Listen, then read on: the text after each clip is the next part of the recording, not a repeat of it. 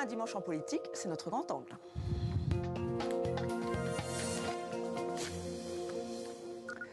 Le coup de gueule de la cinéaste Justine Triet au Festival de Cannes, l'offensive d'Elisabeth Borne contre le Rassemblement national ou la décivilisation dénoncée par Emmanuel Macron. Voilà le programme de ce dimanche en politique. Bonjour Benjamin Morel. Bonjour. Merci d'être avec nous. Vous êtes maître de conférences en droit public à l'Université Paris de Panthéon-Assas. Je vous propose d'ouvrir cette séquence. C'était hier soir au Festival de Cannes. Le président du jury, Ruben Östlund, révèle le nom de la lauréate de la Palme d'Or. Vous savez, moi, je ne crois pas du tout à la normalisation du Rassemblement national. Je pense qu'il ne faut pas banaliser ces... Alors là, effectivement, vous aurez reconnu Elisabeth Borne. Donc, on écoutera Justine Triet dans un instant. Alors, c'est vrai qu'elle a été très critique. Hein. C'est la lauréate de la Palme d'Or, française, 3e femme. Et elle a profité de cette tribune pour dire tout le mal qu'elle pensait du gouvernement et de certaines, de certaines politiques. On va l'écouter donc maintenant. Cette année, le pays a été traversé par une contestation historique, extrêmement puissante, unanime, de la réforme des retraites.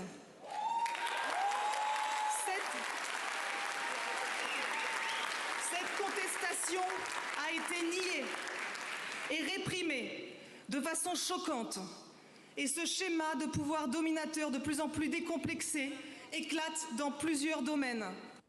La réforme des retraites qui s'invite à la croisette, un scénario auquel on n'aurait pas pensé, Benjamin Morel. Oui et non, c'est-à-dire que les festivals culturels et notamment les festivals cinématographiques sont toujours des moments où vous pouvez avoir des revendications politiques. Des revendications politiques, vous en avez plein les films, et évidemment, lors des festivals, des artistes engagés tiennent des propos engagés. Ce propos-là, il est, je dirais, pas caractéristique en lui-même. Ce qui est assez caractéristique de l'époque, je trouve, c'est les réactions, notamment celles de la ministre. Ah oui, et même... voilà, on voit ce tweet, elle a tout de suite réagi. Hein. Et même d'une partie du monde politique. Hein. Le maire de Cannes également a exprimé son indignation sur quelque chose qui, encore une fois, pour moi en tout cas, n'est pas en soi un événement. C'est la réaction du politique qui fait l'événement.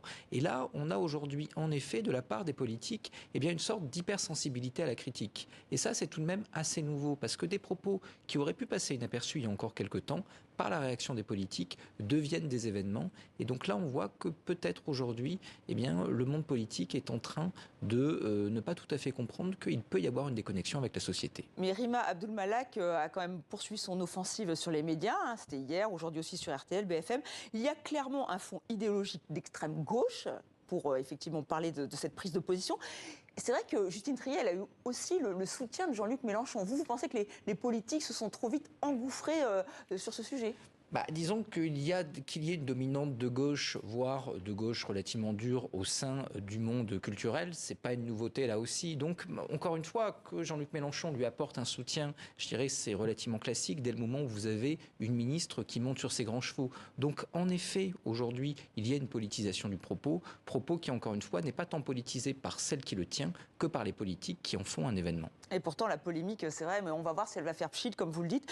Justine Triet, d'ailleurs, a dit que c'est vrai que son discours était un peu provocateur. Alors, c'est vrai qu'on se dit aussi que par rapport à la majorité, par rapport à Emmanuel Macron, le monde culturel, c'est toujours un peu compliqué. Hein. Et pourtant, il y a eu 14 milliards d'euros d'aide publique pendant la pandémie. On se rappelle aussi de ce grand show qu'avait fait Emmanuel Macron pour parler au monde de la culture. Pourquoi ça ne prend pas ?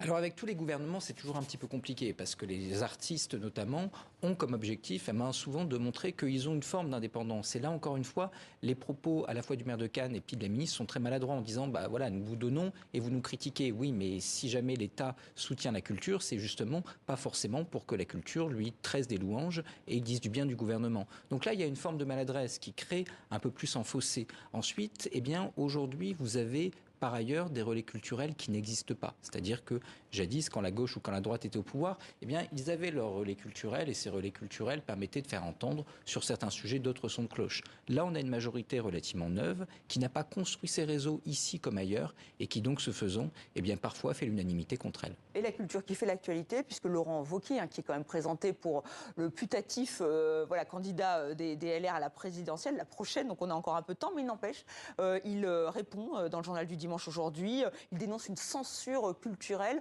Est-ce que la culture, d'un coup, devient un sujet de préoccupation des politiques en France? Alors, c'est un sujet sur deux aspects. Premier élément, eh bien, le milieu culturel est un milieu de relais, c'est-à-dire que c'est pas un milieu qui pèse beaucoup électoralement, mais qui évidemment, comme il produit des biens et des produits culturels qui vont toucher une large population, peut être un relais intéressant pour les politiques, d'où l'intérêt de le chouchouter, d'où l'intérêt de le soigner, ou en tout cas de tenter de l'orienter à minima.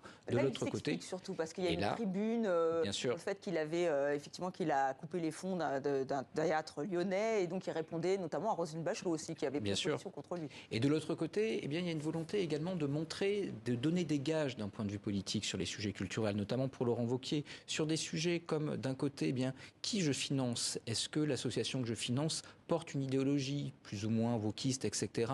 Ou est-ce qu'au contraire, j'envisage une autre perception de la culture? C'est un peu le contenu de sa réponse. Eh bien, là, il y a aujourd'hui, en effet, un enjeu culturel qui devient en partie un enjeu politique parce qu'il excède très, très largement, justement, le milieu culturel pour donner une signification sociale à ce que vise le politique. Et donc là, en effet, par rapport à votre question, on a peut-être l'un des enjeux qui va être l'un des enjeux structurants des prochaines années. Donc à suivre, effectivement. Et donc on rappelle Anatomie d'une chute, Justine Triet. C'est d'abord la troisième Palme d'Or pour une femme et la 10e pour la France. Alors autre déclaration qui a fait beaucoup réagir, c'était ce matin sur Radio J. Elisabeth Borne vraiment a une charge contre le Rassemblement national. On l'écoute. Vous savez, moi, je ne crois pas du tout à la normalisation du Rassemblement national. Je pense qu'il ne faut pas banaliser ces idées. Ces idées sont toujours les mêmes. Alors maintenant, le Rassemblement national y met les formes, mais je continue à penser que c'est une idéologie dangereuse. Héritier de Pétain ? Oui, également héritier de Pétain. Marine Le Pen, pareil. Je pense que je n'ai jamais entendu Marine Le Pen dénoncer ce qu'ont pu être les positions historiques de son parti, et je pense qu'un changement de nom ne change pas les idées et les racines. Donc voilà pour ces propos d'Elisabeth Borne. Alors la réaction de Marine Le Pen a un petit peu tardé, mais elle est assez en colère, la chef de file du Rassemblement national à l'Assemblée nationale. Elle dénonce des propos infâmes et indignes. Alors comment expliquer cette charge d'Elisabeth Borne? Bon, après, c'est pas non plus une grande nouveauté, mais pourquoi maintenant et quelle est la stratégie? Alors, il y a déjà probablement des convictions personnelles. Elisabeth Borne a toujours été très très claire sur ce sujet-là. Après, de l'autre côté, on est quand même dans une approche stratégique, tout bêtement parce que le gouvernement a besoin de cliver. Durant la séquence des retraites, il fallait cliver contre la gauche. Et donc, cliver contre la gauche signifiait parfois montrer des alliances d'opportunités à droite. Aujourd'hui, la séquence est un peu en train de changer. Les enquêtes montrent que le président de la République est toujours très impopulaire, mais qu'il est un petit peu moins crispant qu'il y a un mois dans une partie de l'électorat. Par ailleurs, les enjeux d'avenir pour le gouvernement, ça va être les sujets immigration, etc. Donc, il faut bien montrer la différence entre le gouvernement et de l'autre côté l'extrême droite. En tentant de cliver de manière très très forte avec le Rassemblement national, Elisabeth Borne espère à la fois le soutien d'une partie de l'électorat de gauche sur ces sujets-là, et également, y compris d'ailleurs au sein de son gouvernement, et également une partie du soutien de ses parlementaires. Donc là, il y a une stratégie de repositionnement politique. Un gouvernement perçu plutôt comme à droite lors des prochains mois essaye de se repositionner au centre pour justement conserver cet espace politique qui est le sien. Est-ce que ça fonctionnera? C'est un peu le même coup qu'a fait Emmanuel Macron pendant la présidentielle. Oui. Tenter de récupérer cet électorat en reprenant jusqu'au mot même de Jean-Luc Mélenchon, puis ensuite faire une rebascule sur la droite. L'électorat l'a montré aux législatives. Cet électorat aujourd'hui, il n'est plus tout à fait dupe. Donc il peut y avoir des stratégies de communication. Je crains malheureusement qu'il soit un peu galvaudé. Oui, la Première ministre d'ailleurs a taclé l'extrême gauche, mais en disant qu'il ne fallait pas mettre les deux extrêmes sur le même pied d'égalité. C'est exactement ce que vous venez de nous dire. Exactement, ce qui était un peu contre-intuitif par rapport à ce qu'ont pu dire certains ministres et certains députés durant la réforme des retraites. Donc vous voyez que là, on a un changement de stratégie de communication, mais ce changement de stratégie de communication, il ne convainc plus grand monde. Et on revient sur un des thèmes qui a été abordé par la Première ministre lors de cet entretien à Radio J. Elle est revenue sur l'immigration et sur les propositions des députés les Républicains. On en parlait il y a une semaine ici même. Elle insiste sur le cadre européen. Donc elle met quand même des cadres, elle rappelle les cadres nécessaires. Oui, parce qu'en réalité, je dirais la grande novation de la proposition des Républicains, le reste était un peu du déjà-vu et du réchauffé, c'était justement de pouvoir déroger au droit européen. Le problème, c'est que si vous dérogez au droit européen, l'Union européenne, c'est pas un État. L'Union européenne, c'est un ordre juridique, c'est un état de droit et c'est une pyramide normative. Et donc, ce faisant, si vous dérogez, c'est l'ensemble de la pyramide qui est fragilisé. C'est ce que fait la Pologne, notamment. D'où la crise, avec d'un côté le gardien des traités, qui est la Commission, et de l'autre la CJUE. Donc, ce que proposent les Républicains, par définition, heurte le logiciel européen de la majorité. Le problème, c'est du coup, que faire dans le cadre européen constant ? Voilà, les Danois ont déjà une clause dérogatoire. Donc, si jamais on ne négocie pas de clause dérogatoire, est-ce que vraiment on peut changer l'Europe de l'intérieur ? Et là, on a probablement l'un des enjeux qui va être l'un des enjeux des prochaines européennes, d'où le fait que les différents acteurs politiques, LR et la majorité, commencent déjà à se positionner. Alors cette prise de position de la Première ministre, elle coïncide avec une autre prise de position, celle de Gérald Darmanin dans le journal Le Parisien qui dit chiche, donc chiche aux Républicains. Alors avec toujours cette même ligne rouge, l'Europe. Donc là, voilà, c'est la majorité élargie. Comment vous voyez cette main tendue ? De toute façon, entre guillemets, il n'y aura pas de projet de loi sans 49 alinéa 3 ou sans LR. Le problème, c'est que LR a posé des conditions qui sont des conditions compliquées. Mettons de côté la question européenne, qui de toute façon nécessiterait une révision constitutionnelle. Il n'y aurait pas de majorité pour la voter. Mais même sur les conditions en termes de loi ordinaire, ces conditions, elles sont très dures. Elles ne seraient pas acceptées par une partie de la présente majorité. Sacha Houlié, président de la Commission des lois, le MoDem, etc. Et il y a une grande chance que, il ne puisse pas y avoir de majorité sans 49 alinéa 3. Que dit Gérald Darmanin ? Il dit, je vous tends la main, mais ce sera forcément un compromis. Que dit LR il y a une semaine, que disent les grands cadres de LR ?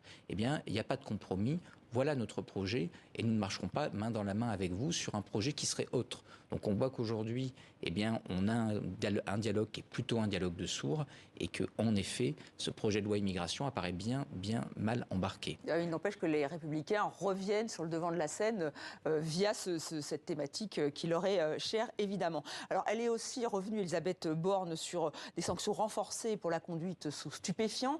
Voilà, une déclaration qui intervient après cet accident qui a coûté la vie à 3 policiers, 3 gardiens de la paix. Le conducteur à l'origine de l'accident était alcoolisé, sous emprise de stupéfiants. Est-ce que c'est une bonne méthode de réagir à chaud ? C'est vrai qu'on fait toujours le parallèle, un fait divers, une loi. C'était un peu le cas sous Nicolas Sarkozy. Oui, à l'époque, on a même eu une loi inutile sur les chiens méchants. Je ne sais pas si vous vous souvenez. Donc on est en effet dans une stratégie de communication très galvaudée qui, à court terme, permet à l'exécutif de donner des gages. Mais soyons clairs, ça ne sert pas à grand-chose. Il faut faire appliquer la loi avant d'aggraver les sanctions, ou même de repenser les qualifications. Aggraver les sanctions en l'état ne va pas servir à grand-chose. En tout cas, ça ne permettra pas de sauver des vies de manière massive. En revanche, ça permet de donner des gages à l'électorat. Le problème, c'est que, comme je le disais, on aura probablement un effet de cette loi, si elle est votée, relativement limité. Le risque à terme, c'est un électorat qui se détourne de la politique parce qu'il considère qu'on lui donne des gages, que ces gages ne produisent pas d'effet et que donc la politique ne sert à rien. Et on va terminer avec ce mot qui est revenu souvent, décivilisation, employé par Emmanuel Macron justement après ce terrible accident, aussi après la mort d'une infirmière. Décivilisation, vous comprenez la polémique liée à ce terme ? Alors, je comprends la polémique, parce qu'en effet, derrière, vous avez Renaud Camus, etc. Après, le politiste que je suis à l'origine, quand même, entend plutôt Norbert Elias. Et là, il est vrai qu'aujourd'hui, on a un retour de la violence en politique. Que dit Elias ? Les sociétés occidentales ont été vers une dynamique de pacification. Pacification des mœurs et monopolisation de la force par l'État. Cette situation-là, dans les années 30, où il écrit, est remise en cause par la montée des fascismes, des totalitarismes, etc. Aujourd'hui, on sort d'une période de grande pacification de la vie politique. Mais aujourd'hui, dans toutes les sociétés occidentales, on a un retour de la violence politique. 2 députés tués en Grande-Bretagne, 1 en Italie. Vous voyez ce qui se passe aux États-Unis. Donc, en effet, si on croit à la théorie d'Elias, et c'est plutôt mon cas, il y a aujourd'hui un processus de recul. Après, évidemment, si vous en faites un outil politique et que vous monopolisez Renaud Camus, c'est plus problématique. Et là, en effet, on peut comprendre la polémique. Oui, alors Renaud Camus, donc figure de l'extrême droite. Et effectivement, c'était ce procès qui a été fait. Donc pour vous, c'est un faux procès qu'on a fait à Emmanuel Macron. Ça dépend comment il l'entendait. À mon avis, il y avait un peu de communication, peut-être un peu de provocation. On connaît Emmanuel Macron. Donc dès le moment où vous provoquez, il faut s'attendre à ce qu'il y ait une polémique derrière. Merci Benjamin Morel d'avoir participé à ce dimanche en politique. À bientôt. Merci à vous.